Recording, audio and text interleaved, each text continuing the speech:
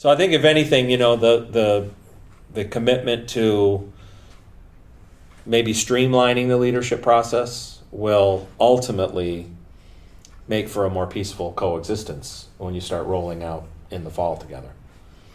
I interrupted you, and I know you were on a roll. I was. But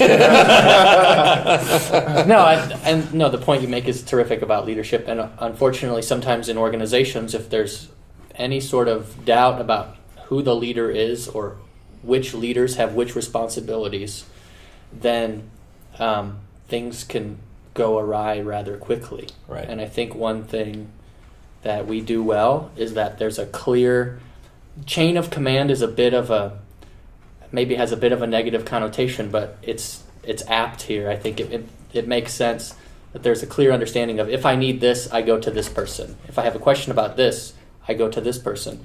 But there's also a sense of, if someone goes to Mr. Madden asking a question about their uniform, he's never going to say, right, well, that's not my yes, job. You're supposed. Yes, I would certainly help, but we have a whole bunch of people in place who take great pride in knowing the answer to that question, and you're right. And I have had the ship get off course early on, and it wasn't the student's fault.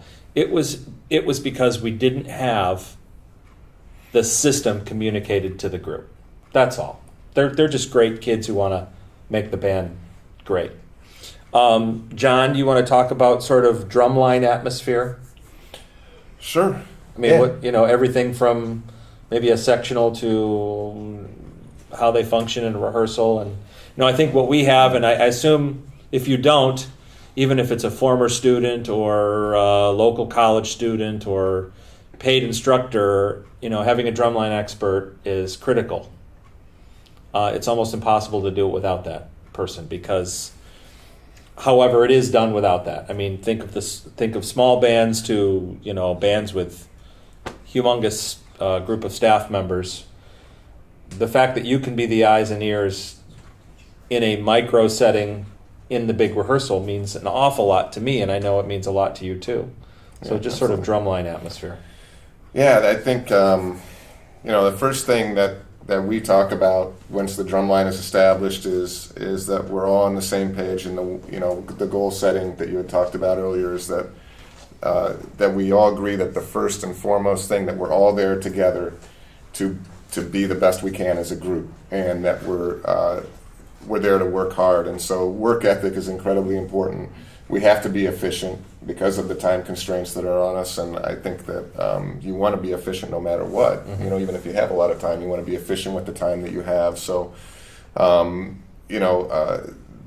think the atmosphere is a good one, in the fact it's not a negative atmosphere. I think a lot of drum lines can be a lot about yelling, and can be a lot about that. It's more one that is it business-like? No, very business-like. Okay. It's very everything is ready to go. Mm-hmm. Basically, each section leader, each person that's in charge of each section has a lot of responsibility to kind of keep things going. Mm-hmm. It's a very serious atmosphere where things can get done. Students practice their parts away from rehearsal. Yeah, when we have the auditions, I don't think we've had anybody who's made the drum line. The auditions consist of the exercises, performance pieces, cadences, things that we do, mm-hmm. and even just to make the drum line, you have to know everything. I mean, you have to have a very high level of achievement. I remember when I was in high school band, my director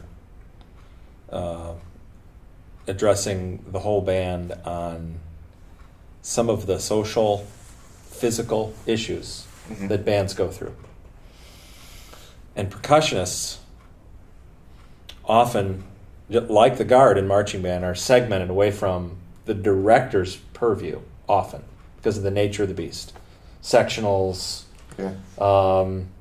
what happens in the concert band when this person doesn't have a part on Irish tune? Where do they go? And sometimes the director doesn't know. And so, do drum lines are there negative stereotypes about drum lines and the way they work in the big picture of a marching band rehearsal? Well, I think And, so. and I don't think we have any because we've tackled those. It doesn't mean we didn't, and it doesn't mean we wouldn't in the future, but we always have an eye on it, and it's one of the things. But what do you think are some of the tendencies out there? Well, absolutely. I think if you have a percussionist or any section that is ignored or doesn't have something to do, they can tend to do other things and do whatever, So here are two things that contribute to that. Yeah. Parts that aren't very good, Yeah. right? Yeah. Underwritten. On the other hand, there are directors out there that say, I don't have percussionists that can play more interesting Right. parts.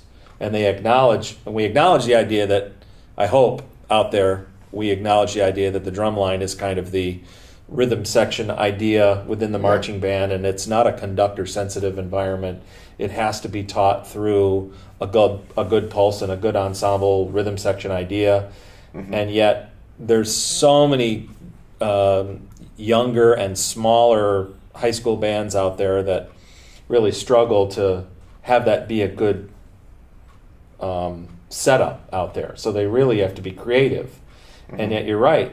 There might be the best percussionists in the ensemble might be very unmotivated because it's just very underwritten. Absolutely. It's a tough syndrome. The other thing is visually, drum lines sort of get left out of the fun drill.